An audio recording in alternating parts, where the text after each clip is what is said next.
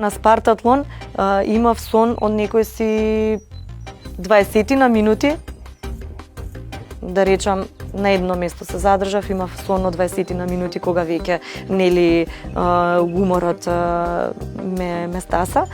Но на Tour de Giants во 129 часа вкупно некаде околу 6-6,5 часа вкупно сон зборувам, значи каде што сум спиела да речеме по половина час, по 45 минути и имало повеќе места каде што сум имала кратка дремка од по 5 до 10 минути.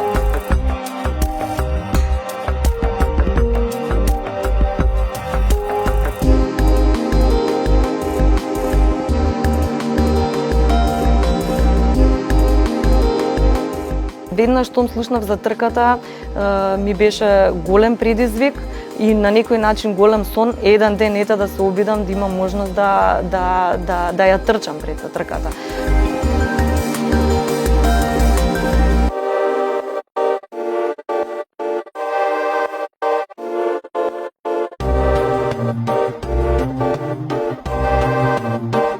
Толкава дистанца и во толкав временски период неминовно е постојано да се менуваат, да се менува и расположението и чувството кое што го имаме и силата, моќта, енергијата која што ја имаме, тамо главата може да те натера да продолжиш во тие моменти кога телото те боли, кога буквално се ти откажува, се мачите да речам со одредени мачнини, болки, така да само умот може да ве натера да продолжите.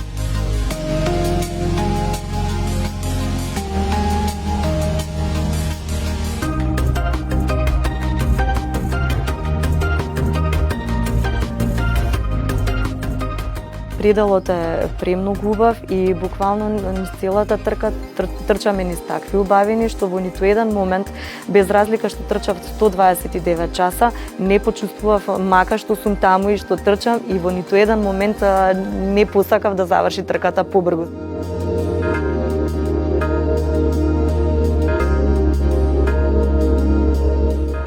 Една година пред да се пријавам на самата трка, буквално мислев дека воопшто не е во мој домен таа трка. Мислев дека никогаш нема ни да си дадам за право, нели да се пријавам и да учествувам на трката, камоли да ја завршам.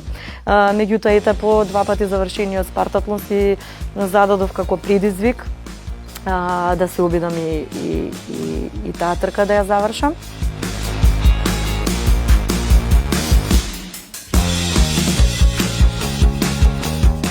Тренажниот процес повеќе години веќе ми е речиси истиот.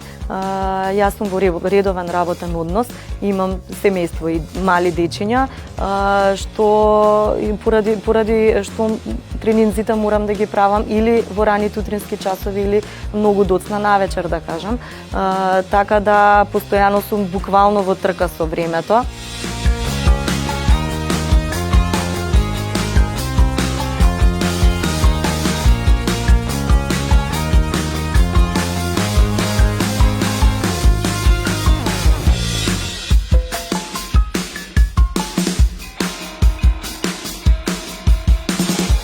На секоја ултрамаратонска трка, сите, да речам, кризни моменти кои што сум ги имала, на некој начин ги паметам и ми ја одликуваат конкретната трка по тие моменти.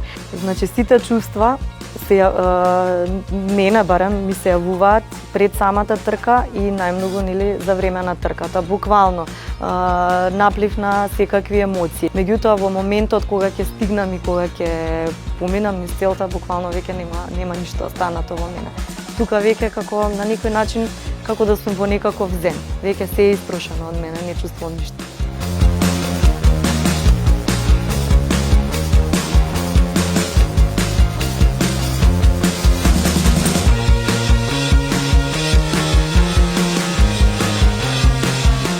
Нас како ултрамаратонци не ни се верифицираат, да речам, одредени резултати кои што ги успеваме да ги постигнеме на официјални трки. Едноставно не сме верифицирани. Значи јас националниот рекорд кој што го имам на 24 часа, јас си го имам запишан си националниот рекорд.